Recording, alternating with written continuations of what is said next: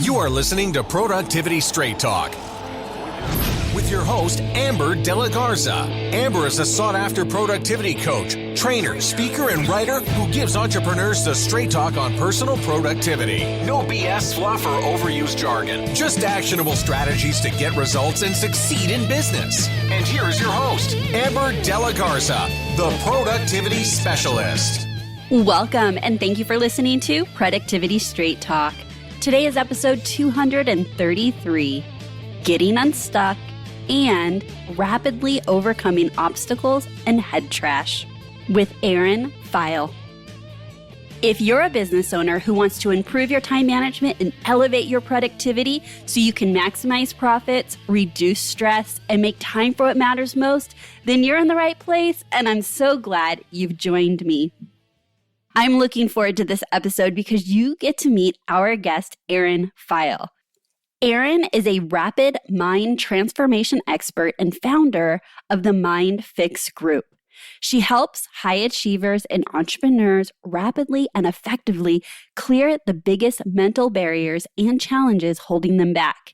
She is passionate about spreading the message that, contrary to popular belief, real, meaningful change doesn't have to be difficult. In this episode, we will cover why your plate really feels so full, how to keep your mental lens from crushing you, what determines your behavior and how to change it from the roots, 3 steps to making a really big shift in your life, why you need to stop labeling yourself, the $1 million question you need to be asking yourself, and so much more. Now, before we jump into today's episode, I do have a bit of a warning. And this warning is for all the parents out there with young children. There are adult examples given, and I do not recommend listening with young children. Because when my son was young, I wouldn't want him to hear some of those examples. While they're not too colorful by any means, they certainly are not for our young children. So press pause if you have your little ones in the car or in the room with you now.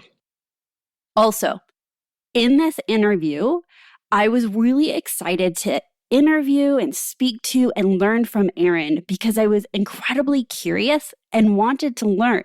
And so what you're going to hear in real time is me sharing how I'm a bit skeptical and how sharing those thoughts actually led me to my own ahas as we dive deeper into the work Erin does. Today's episode is being brought to you by my Leverage Lab program. My Leverage Lab program is for entrepreneurs who want to level up being a business owner. If you want to be coached, trained, and held accountable for learning how to leverage yourself, time, organization, and people, then I highly recommend you come check it out and see if it's a fit for you. You can learn more and join us by heading on over to amberdelagarza.com/leverage lab. And now let's meet our guest and get to the straight talk. Welcome to Productivity Straight Talk, Erin. How are you today? I'm really good. Thank you. Yeah, keeping warm. You said it was 5 degrees where you're at. I'm sitting in a space heated room and it's like 58 in Las Vegas. I'm such a wimp. I wouldn't make it. Now, Colorado is one of my favorite places for the summer, but I would not ever venture to be there for the winter. Well, welcome to Productivity Straight Talk. I would love for you to just share with our listeners in your own words a bit about yourself, your background, and how you help your clients. Sure. So if someone wants to know about me, I tell them that I spend most of my time mountain biking and snowboarding, and then everything else is what I do for work, which is helping people live better lives. And the way that I am passionate about doing that is through my company, which is the MindFix group. And we're a small team of mind experts, and we specialize in working with leaders and entrepreneurs and high achievers. And typically they come to us when they have been moving forward in life, they've been seeing some type of success, and yet they feel blocked. They feel like there is something in their way or that they're holding themselves back. Some people call it like, it feels like I've got a foot on the gas or a foot on the brake at the same time, or I'm just stuck. Mm-hmm. People have worked with coaches. They've read the personal development books. They've tried changing their habits. They've tried changing their behaviors. They've gone to therapy. They've done all the things, but there's just something where it's like something isn't quite right, or they can't seem to change or shift something that's just not working in their life. So what they do is they come to us and we help them identify, number one, and then totally eliminate, number two, any mental barriers or roadblocks or invisible blocks that are standing in between them and the success and happiness and abundance that they know they're capable of. Sometimes people just don't know what it is or why they can't break free or break through. And our expertise is in identifying and eliminating those invisible things that hold people back. All right. So that's what we're going to get to talk about today as well, is all the stuff that can get us stuck and, obstacles that we are either aware of or we're not. How is your work different than, as you explained, coaching or therapy or, reading a book? What's different with your work? That's such a good question. I love it. Thank you for asking that, actually. Absolutely. Yeah, we are almost 180 degrees opposite than what most people in the world have tried. Even the people who come to us and they're like, I've tried everything. What we do is 180 degrees the opposite direction. So most tools, most programs, most books, most coaching out there is additive, meaning you sit down and you're going to need to meditate more. You're going to need to practice and learn this type of communicating. You're going to need to create a morning routine. You need to do this. You need to wear this device. Like all these things that there was a point in my life when I was really struggling. I had like 14 things I was supposed to do in a day to make it so I wasn't stressed, between the breathing exercises and the journaling and the stream of consciousness and then this type of meditation and then the gratitude journal. And it's just like, things are so additive out there, but most leaders and entrepreneurs are already sucked for, just don't have enough time. Yes. And what we find is the more responsibilities we pile on, we can't keep all the plate spinning. So something drops and then we get a meta layer of guilt because we're not keeping up with things. And then we're tired and things aren't working. And then we're giving up on sleep to get everything done, but then without the sleep, and it's just a mess. And so when people come to us, they're like, how are you different? And what we say is, all this stuff that you've been doing, we're not going to tell you to do anything else. Everything we do at MindFix is subtractive. Everything is about less.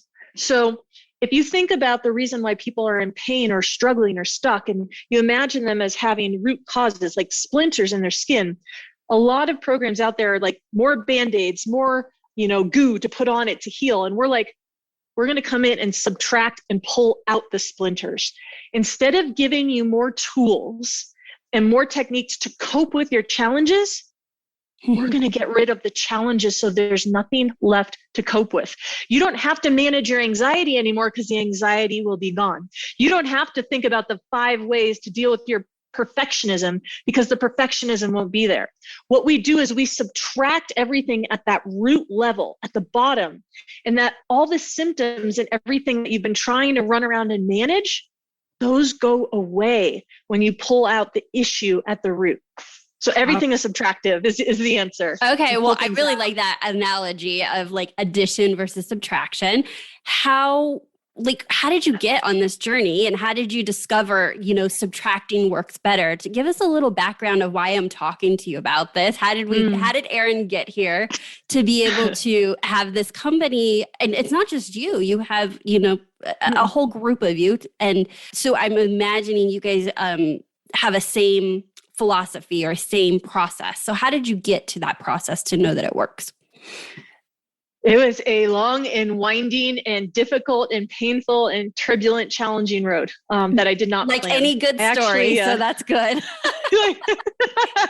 I'm like this crazy planner, and never in a million years could have planned it.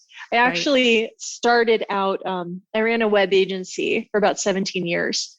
And as I got to maybe year 12 or 13, I started to get this deep like undercurrent of knowing that I was like, I don't want to do this forever. Like I'm kind of starting to get burnt out. This is not what I meant to do the rest of my life.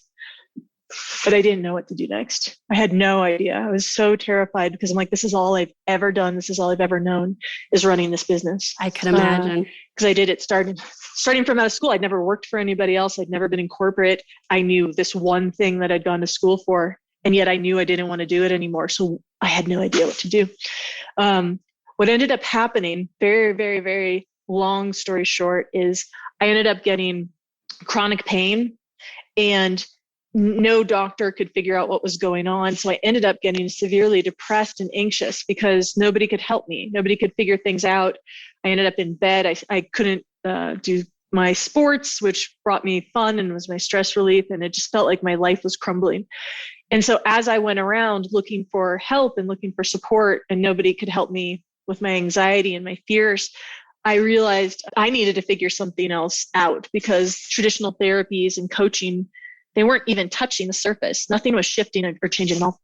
So there was a turning point. There was a day, I've shared this with others, that I was talking with a therapist, and she was like, it really is your mental lens. The way that you see the world, the way that you perceive everything, all of the programs and lines of code running in the back of your head that make you think certain things, like your beliefs, they're so kind of screwy that unless you change that, your internal world is never going to shift, and you are going to continue to be miserable. She's like, a lot of the things that you believe to be true are keeping you absolutely stuck. For example, you believe that your entire sense of worth is tied to how much you achieve. So here you are in pain, you can't achieve as much. Now your sense of who you are and your self-esteem is crashing, all because you can't achieve. You have a belief that if you're not working yourself to the bone, that you're a lazy person. So now you're also feeling lazy because you need to take a break and slow down. And now you're judging yourself, which is making things a downward spiral. So she kind of explained, like, your beliefs and your mental lens are just crushing you. And I said, that's fascinating. How do I change it? Because I've known this stuff since I was 8. I've been going to therapy. I know it intellectually up here, but down here, it's never changed. And she didn't have an answer. And so that was really the catalyst. The way she explained it made sense. And then I was like, I need to go out and figure out how to change this. I need to figure out a solution, because everything else is just talk. Everybody's like, write things in a journal or really tell yourself this over and over, but it never actually like penetrates into your soul and your subconscious and shifts things. We know it up here, we don't down here. So my journey then led me to going to tons of practitioners, doing tons of research.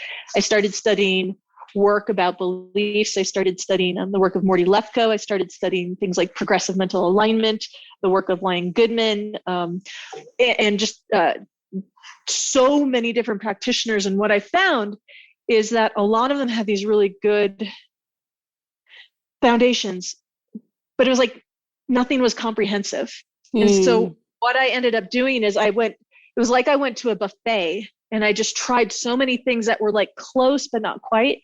And I started to realize over a year and a half later, if I combine some of these things, this part from this modality, this part from this modality, this part from over here, and I combine this mind work with this mind work, suddenly we have something that's synergistic and exponentially more powerful than any one of these things by itself. And so that's how MindFix was founded. I found certain ways of changing beliefs that, the people before me had created. But then I also found other ways of uncovering subconscious blocks that this person over here hadn't been able to do. And I started combining these things and testing them out in different programs. And that's where we started to see absolutely phenomenal results that exceeded 93% instead of just this hit or miss kind of approach. I am so glad I asked that question. That was I'm like just listening to this whole experience and saying it came from a deep desire you knew you weren't alone. So you're in pain. You knew that it wasn't being fixed. Yeah. And you got hungry for the knowledge and to come up with this solution. Yeah. What kind of time frame? So one of the things that you had said was, okay, so the therapist says, so you got to change your beliefs. And we're like, yeah, we know that. And we think it's just one decision away to change your beliefs. what kind of time frame does the work that you do? So if I'm coming to you and I've got some limiting beliefs, I've got some self-sabotaging behavior, what does that journey look like to move through that? Yeah. So it's a range, and I'll kind of give the short to long-term range. Most clients work with us for about 10 weeks, 10 to 12 weeks. And during that time, we have a very entrepreneurial approach where, okay, in that time, you're not coming out perfect, but if we can 80-20 this, if we can address the 20% of issues that are causing 80% of your headaches in life, the value you get from working with us for a short period of time and the amount of relief you're going to experience from us doing that work is going to be tremendous and then worth the investment.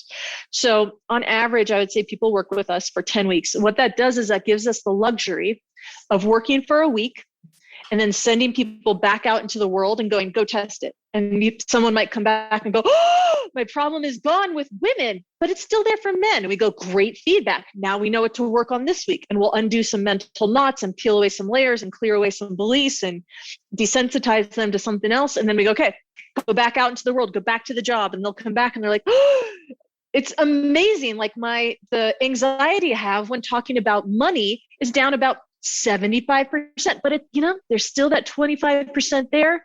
And I noticed it happens with X. Great feedback. Then we can peel away more specific layers. So we have this approach where we work with the clients, send them back into the world. They collect the feedback, see what the experience is, where things have changed, come back, and we find out, and we kind of keep peeling away the layers bit by bit till there's absolutely nothing left. And we find that typically for most people, 10 weeks is a great time period to make massive life shifts. Like absolutely, I'm a different person level life shifts in 3 months.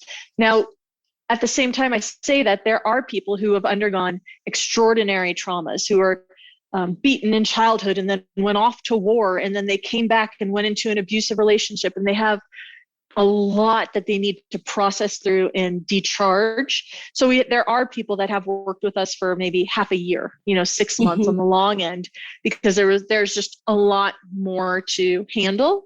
But we see people who come in week 1 or 2 start experiencing absolutely incredible shifts. So with our work, it's a gradual process. It's not like wait 3 months and then you're good. Every single week, people start to feel like there's rocks being taken out of their backpack and they feel lighter and lighter. All right.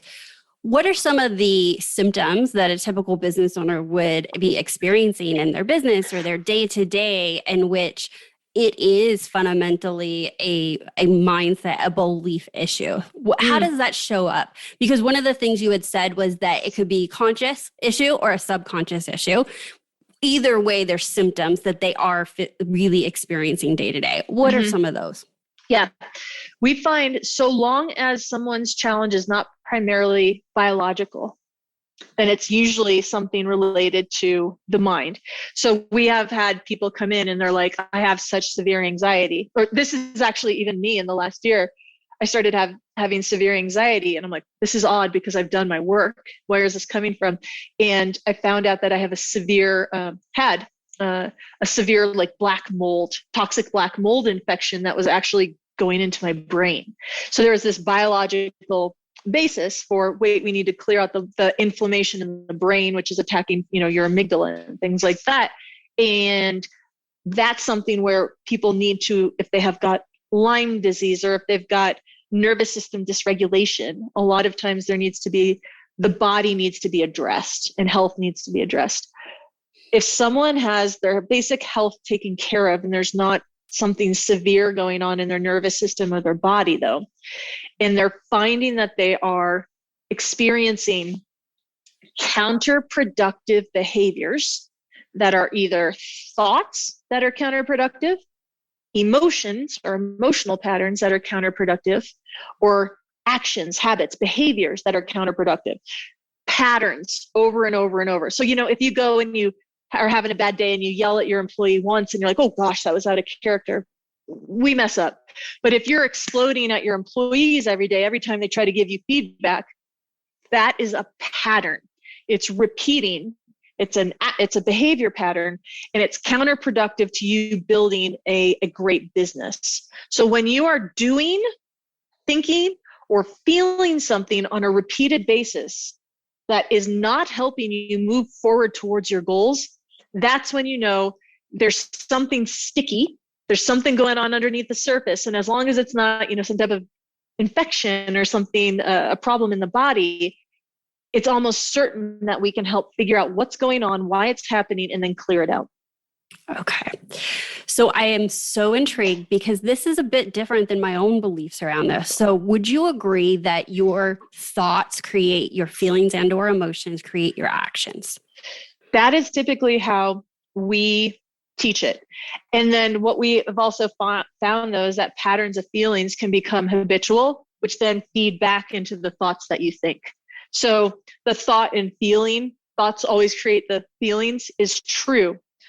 Much of the time, there are times when feelings can then generate and create a feedback loop and then impact the thoughts as well.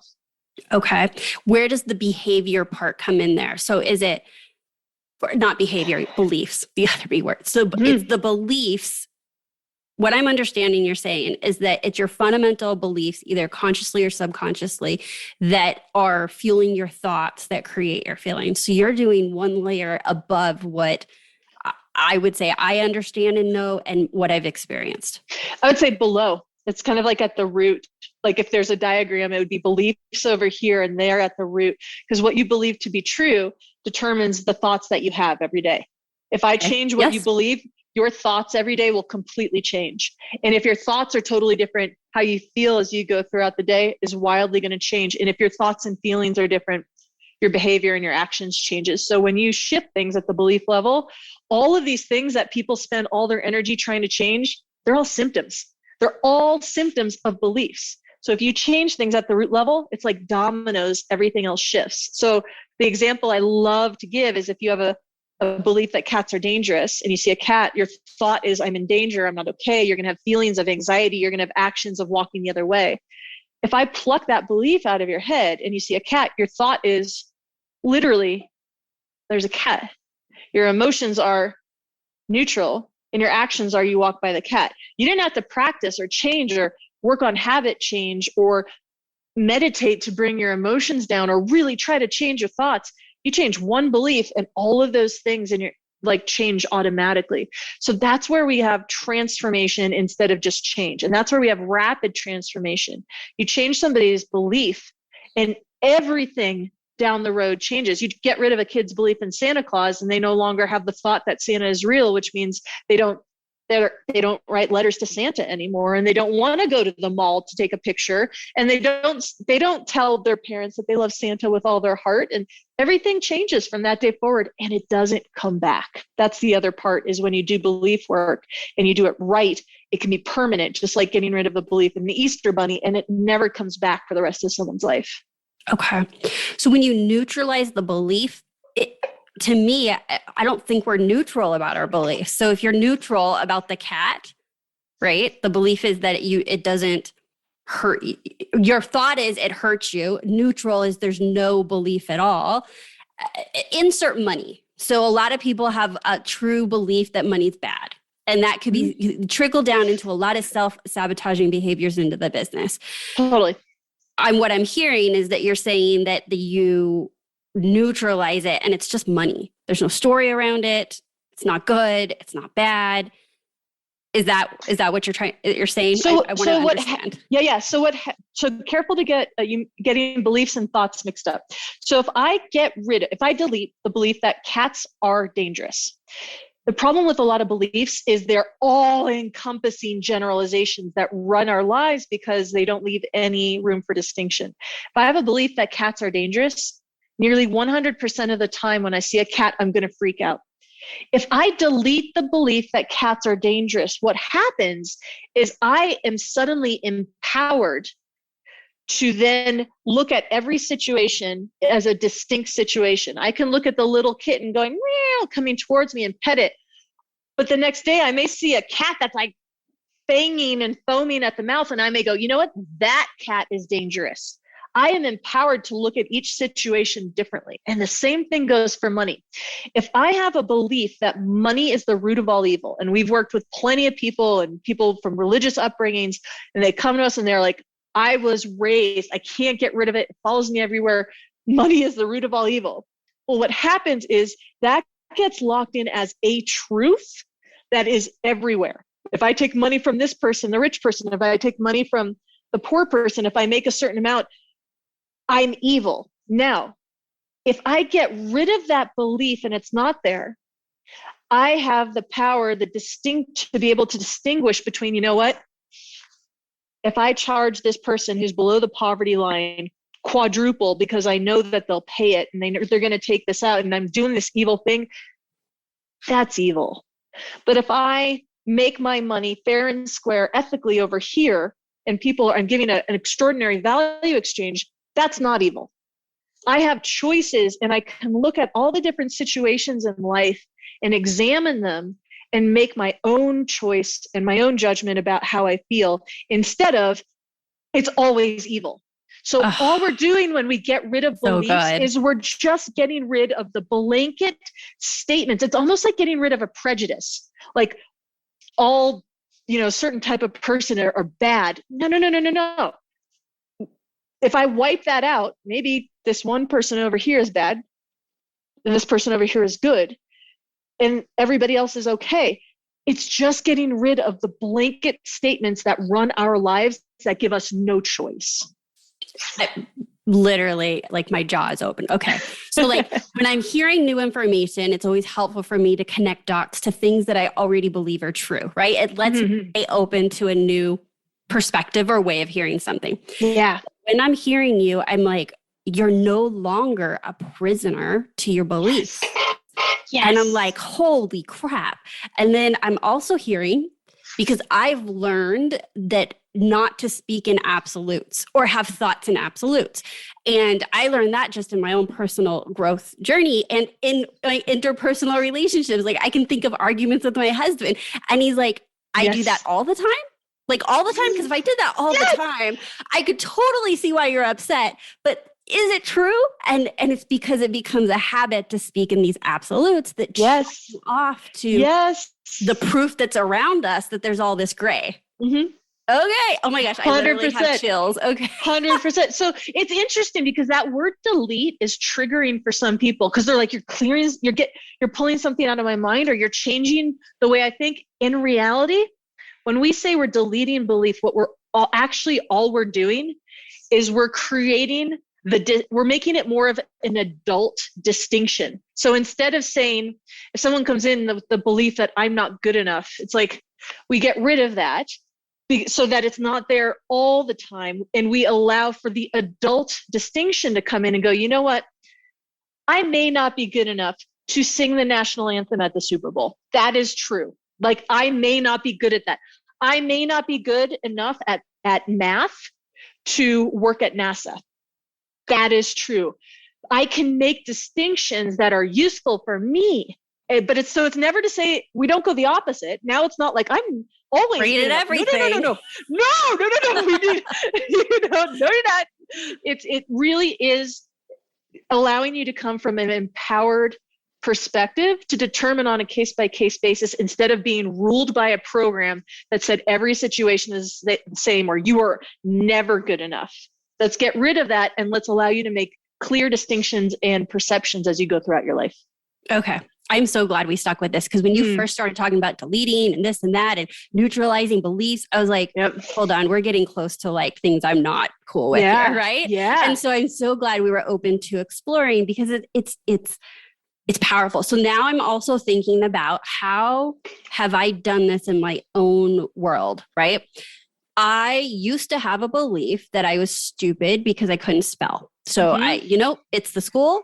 They do spelling tests every Friday. You can either write and spell, and that's the smart kids can, and the stupid kids can't spell. Yep. So is it true that I currently am still challenged with spelling? Yes, but it does not mean that I'm not smart. And it really had taken me to reprogram that to be like, I could be not great in this one area, but look at all these other areas that I excel in. But for a long time, I couldn't see the other areas I could possibly excel in because I had this identity belief. Mm-hmm. Yeah. Oh my gosh. Okay. how often do you find clients are like surprised at the belief they had? Meaning you said they sometimes don't know what it is. It's subconscious. Sure. And they're like, look, Erin, I know I have money challenges here and beliefs. Mhm. And then you start working with them and you're like, actually, it's really this other root thing that keeps coming up. Great question. Near 100% of the time, especially with the types of people we work with, because in order to be successful, an entrepreneur, a leader, we all have these limiting beliefs. We all have these doubts. We all have these programs running in our head. I'm stupid as well. And in order to be successful, if we believe those and we let those run the show every day when we woke up, we'd never get out of bed. So most of the people who run businesses and who are leaders have to expend a lot of energy to try and push these down oh no, I'm smart. No, I'm good. I really am. And try to like quiet the tapes that are playing. So there's a lot of suppression and a lot of energy. So people will show up and be like, I'm successful. I don't have any issues. I don't have any doubt. And they've disconnected from the other part of them that is still there, right? And they don't want to feel it. So honestly, most of the time, the work that we do and the beliefs that we clear or create distinctions for, the people we're working with, they're like, I don't consciously believe that. But there's like some 2% of me or some weird part of me that still kind of thinks it down here. That's like a sand in it, piece of sand in an oyster. It's like one little thing creating all this irritation. And I don't want to listen to it. And that's what the glass of wine at night or going out with the girlfriend saying, you're amazing. Like a lot of times it's just to like quiet that for a little bit so we don't have to hear it. So oftentimes we consciously believe something or don't believe something, and when it's consciously still kind of lodged in there. So if you had met me when I was in high school and you came up to me and you're like, Erin, you're stupid, I would have been like, no, I'm not. And I've got scholarships, I've got straight A's, I've got all these awards. And I would have argued till the cows came home and told you all the reasons why I was so smart. But if you had peeked inside my journal when I went home at night in big black marker, you would have seen, you're so stupid. You got a C on your trigonometry test. This person's going to get valedictorian and you're not going to get, and it's just like tore myself to shreds, right? And that's another thing is we're made up of parts. So part of me believed I was stupid. And another part of me was like, I'm brilliant.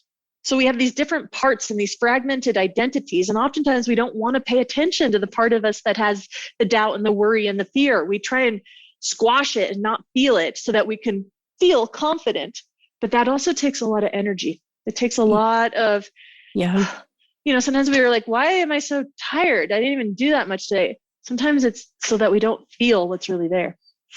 All right. And the work that I do with clients, mindset comes up a lot, right? We're talking productivity and time management and leading your teams. And I see clients, I experience a lot of self-sabotaging behavior. Some of it does could definitely come up. It always comes up, rather, not some of it. But some of it is examples of they don't feel worthy to keep boundaries of their time or boundaries with their team members or boundaries with their family, right? And yet, fundamentally, if you can't have boundaries, how do you move through, honoring your own time and honoring your own, schedule? It's literally a defeating thought to say that I'm not worthy enough to hold boundaries and then think that you can be in control of your own time. Totally. So worthiness also comes up with like pricing. Worthiness comes up with, am I worthy of a rock star person to work with my company? Yep. And I'm just throwing some of these out here so that our listeners can say, like, would you, if you had the thought that I need to settle for this person that applied for this position, really rooted in like, do I feel like I'm worthy enough that I have built something that absolutely somebody amazing would want to work with my company? Yeah. Oh yeah. Yeah. Worthy. I mean, just those 3 words, I'm not worthy. There are some of our clients and entrepreneurs, powerful, successful 8-9 figure business people. And we ask them to say those 3 words and they tears start coming to their eyes. Like, I can't say it. I can't do it. I don't want to say it. Or some people are just like, I won't. And it's so deep. Right. And, and it doesn't even matter the level of success. People push through it, but it causes a ripple effect, just like you said, like from hiring to asking for more money. Some people are successful in spite of it, but there's always consequences and a cost. And sometimes people will do the work. Like they may work with someone like you, hire brilliant consultants and do the work, but then they're pushing past the belief, or they're pushing through it. And then they feel bad, right? They do ask for the money, they do hire the person, but then they're dealing with a layer of guilt and shame and all sorts of negative energy. So some people avoid doing the work, and then the ones who do then feel bad about it. Yeah. So unless you get rid of that belief there that you're just not worthy, you're going to pay the consequences somewhere along the line. Absolutely. What are some real strategies or tips that you can give our listeners on uncovering what's holding them back, what the belief is? And look, I no doubt people are going to want to talk to you about the work you do. But if they wanted to start this journey on their own, what are some tips and strategies that they can start right now? Yeah, there's like 3 steps that anybody can do right now to make a really big shift in their life. When people come to work with us, oftentimes they show up and they've covered themselves in labels. They'll say things like, I'm a perfectionist, I'm a procrastinator, I'm just a type A anxious person. And they just have labeled themselves to death. And when you think of yourself and you put yourself in a box with a label, it's like giving yourself a diagnosis, and it's very hard to shift. So the first thing that I like to invite people to do is stop labeling yourself. I don't care what personality test you've taken or what someone else has said, or if your parents called you this when you were 5. You are a person, a whole person that is experiencing a pattern. So instead of saying, I'm just a perfectionist, you can say, no, I'm someone who struggles to send out communications unless I proofread them 4 times, because otherwise I feel nervous that people won't respect me. Like, you can see when you describe a pattern, it's like very specific. There's emotions, there's behaviors, and it's very specific to what's going on instead of saying, putting you in a box and saying, this is who I am. So I like to invite people to think about what they're experiencing in terms of what pattern are you actually experiencing. Stop saying you're lazy. Stop saying that you're an avoidant person. Tell me what's actually going on. Tell me that when you start to think about opening up the new division of your business, you procrastinate and go on social media until you get tired. We can work with that instead of saying, I'm just lazy. So I really invite people to get clear on the patterns of thought, emotion, or behavior that they're experiencing. Once you do that and you break apart the pattern from you, that by itself can be a weight off your chest. And then you don't feel quite so broken. Then you're like, okay, maybe that's not who I am. Maybe that test that said I'm like that forever doesn't have to be right. And then you have a pattern that can be shifted and changed. So that's basically step number 1, is describe your pattern and stop labeling yourself. And then the second thing that anybody can do is, once you have a clear pattern, like the woman the other day was, anytime I get on a sales call and have to have a discussion about budgets that exceed $500,000, I start to feel like I'm going to have a panic attack. Very clear pattern. You could tell when it was going to happen. You could tell what happened with it, right? So what you can do is, once you have a clear pattern of what you're experiencing defined, then you can ask yourself what we call the $1 million question. And anybody can do this.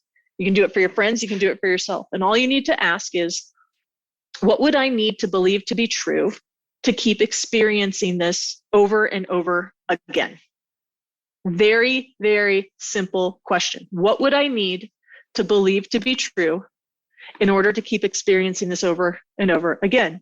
So for this woman who couldn't talk about budgets that exceeded $500,000, she asked herself that question, and she found out that she had beliefs that she was not capable of working on projects of that size. And so she had a belief that, like, I am not the type of person that can work on large budget projects. Like, she said that out loud and she started bawling. She also, I think, had some money as the root of all evil. So as she started to exceed these ceilings she was getting past her comfort zone. So when you ask yourself that question, it kind of allows you to create a map of the different beliefs that are holding together in pattern that isn't serving you. So it kind of gives you a map of what's underneath the surface. Okay, so I want to make sure I understood the question. Say the question one more time, because I heard something different than the example you gave me. So say it one more time. Yep. What would I have to believe to be true in order to keep experiencing this pattern? Oh, okay. Yes. Over and over again. Now I'm with you. So the pattern is what you're trying to pluck out. What is that belief that keeps having me experience anxiety at 500,000 or over budget? Okay. Exactly. And it's not just one. It's very rare that things are as simple as the cat example. Typically, a pattern of behavior or a pattern of thought, a pattern of emotion is held up with a cluster of beliefs. It could be anywhere from 2 to 15. So you can create an entire map of like, okay, I'm not good enough. I'm not competent. Money is the root of all evil. I'm not the type of person who can work on, projects. I'm not smart enough. And you'll kind of look at it and you'll go, whoa. And you've really hit it when you look at that map or that list of beliefs and you go, well, of course I'm going to experience this pattern. It should just kind of be this like, well, it makes so much sense now. If that's my operating system and that's what's running in the background, I couldn't act any other way. Okay. In this example, when she realizes that it was a belief that she couldn't work on those projects, tell me how you neutralize that. Because it's not you saying, so how do we get you more skills to work on the project, right? Like it's not changing what she perceives to be reality. So what was her next step to be able to not believe that about herself? Sure. Well, she was in our program, and every week, part of the program is a belief and unlearning session where we go in and we find these statements, these lines of code, these beliefs. We help people unlearn them. We have a very specific process that is very similar to the conversation that an adult has with a child when it's time to help them delete their belief in Santa Claus. And the mechanism behind it, the way that it works through just basic questions, I call it it's like the Kaiser Sose moment in Usual Suspects, where at the end, it's like, oh, you realize you never saw Kaiser Sose. And then everything, like all the dominoes fall. A child realizes, I've never seen Santa Claus. That was Dad. That was a mall Santa Claus. Mom ate the cookie. And it's like, all the jigsaw puzzle pieces kind of rearrange themselves in a new structure. Mm-hmm. And so what we do is help through a series of very specific questions and challenging the mind when it's trying to protect you and hold on to the belief is really the mechanism is helping the mind realize it never saw what it thinks it saw. And it's through questioning that we allow the mind to kind of let go of its grip on that belief. All right.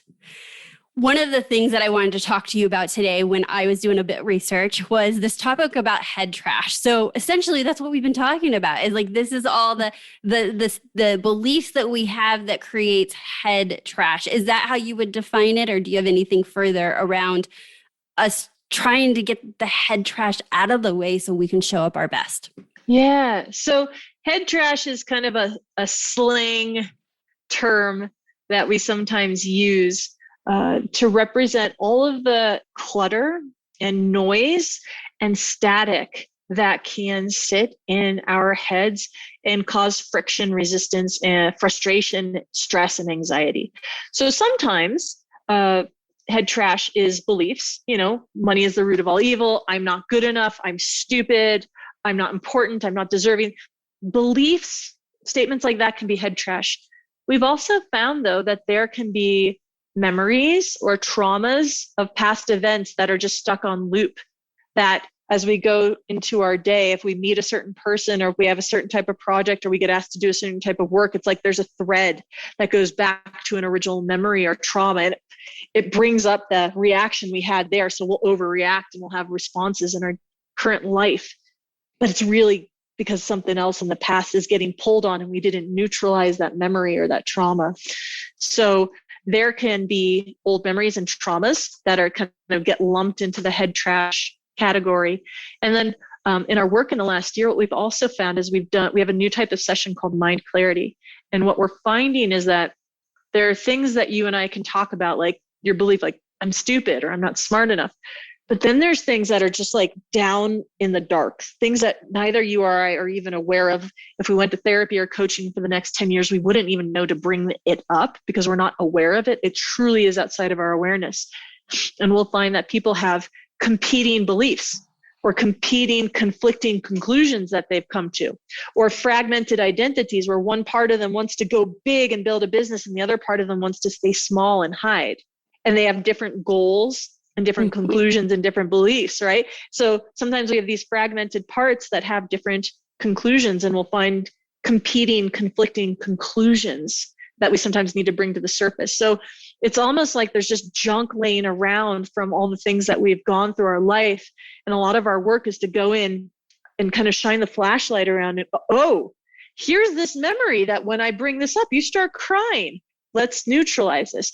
Hey, you have this desire to be powerful, but 4 minutes ago, you just said the most important thing in your life is to make sure that nobody sees you. And that's what keeps you safe. So we got to balance these out and integrate these fragmented identities. You also have this belief that what keeps you safe is making sure that everybody likes you. So we need to kind of clear out these like pieces of garbage and trash and neutralize it so that there's space, so that these things from the past aren't getting triggered and aren't impacting your ability to follow up on your consultant or your coach's advice, where you're getting asked to do something and that's what's going to move you forward, but you're having a reaction of like, I can't do that and I don't know why. So we want to clear things out so people have the power to move forward and take action and have momentum in their life and not feel like, you know, someone like you comes along and gives them this brilliant strategy and they're like, I don't know why. And you talk to them a week later and you're like, did you do it? And they're like, no. And they don't know why and they feel broken. We clear out the head trash. People have so much more power and ability to do what's right for them. Well, I think that's a great place to wrap up today's session or today's conversation. I just need to say thank you for, you know, having a conversation around something that I am very passionate about mindset. I am very passionate and understand how powerful it is. It's a force that can work for you or against you, and inviting me to even think of things differently. So this was very great. I think it'll be great value for my listeners, but it was for me as well. I think you have something special for our listeners, and I want you to share a little bit about that, how they can get it and how they can reach out to you if they want to know more about the work you do. Absolutely. So we set up a page. It's mindfixgroup.com/podcast. And on that page, you have two options. You can sign up to get a free mini training and then sign up for our newsletter. And we'll just send you something really interesting, like a case study or how this is possible or a walkthrough every few days. Alternatively, I've opened up my calendar and I've opened up a whole bunch of 15-minute slots. So if somebody wants a consultation or a clarity call, if their interest was piqued and they want to ask about something that's going on in their life or the life of a loved one, or they're like, hey, I've been going to therapy for 30 years. Is it possible that this could shift or change? And they just want another perspective from this angle on something that's going on in their life, they're welcome to book a no obligation, just 15-minute conversation with me, not a sales call. And I'm happy to provide support to your listeners in whatever way I can. Excellent. In terms of the best way to get a hold of me, on Facebook, I'm the only Erin Pheil there. And then honestly, I'm most easily reached Erin@mindfixgroup.com. And I reply to all email inquiries that I receive. Excellent. Thank you so much. We'll make sure that we share all the information and links in our show notes. Erin, thank you so much for sharing your expertise, your journey, your experience, and, you know, being a resource for people that, you know, probably heard themselves in your story of just, I've tried so much. I know something's still not right. And I want to do something about it. So thank you so much, Erin. Thank you for having me. I know that I found what Erin was sharing with me to be very thought-provoking and invited me to explore things that I already knew and understood and possibly see them in a different way. I hope that it did the same thing for you. Perhaps today's episode really challenged you as well and invited you to think of things a bit differently and explore the thoughts, the really underlying beliefs, really is what we talked about today. What are those beliefs that truly are impacting how you are showing up in your personal life and definitely in your business? I have loved having you listen to this episode of Productivity Straight Talk. And I need to be straight with you. No change, no change. Without taking action, nothing will change for you or your business. So if you walked away from today's episode and realized, wow, my underlying beliefs are truly sabotaging me, they are really dictating how I am showing up in my business, then I invite you to explore what is the next best step for you.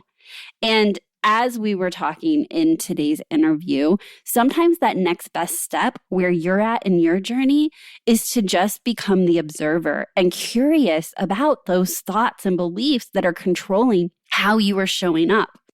Wherever you're at in your journey, I hope today's episode has inspired you and empowered you to take the next step along the journey of really working on your mindset. Because I can tell you firsthand, that work is invaluable. That work is the work that I can tell you has had the most impact in my personal life, in my relationships, in my business, and really just my happiness as I journey through this world and this one life that I have been given. As we close out today, I just want to give you one last reminder that if you have not already checked out my Leverage Lab program, I encourage you to do so. You can click the notes on any podcast player that you are listening to me on today, click the link, and just explore the opportunity of working with me through my Leverage Lab program. And of course, if you have any questions, you can reach out to myself or my team at hello@theproductivityspecialist.com. And if you have enjoyed today's episode, don't keep it a secret. Share it with a fellow business owner, someone that you think that it could bring value and insight and perhaps encourage them to take the next action step for themselves around mindset, exploring their beliefs and how that is showing up in their lives.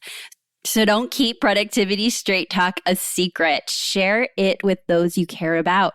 And if you have not already done so, I would encourage you to subscribe so you don't miss another episode. And you can subscribe wherever you're listening to today's episode on your favorite podcast player. So that's my straight talk for today. Until next time, have a productive week.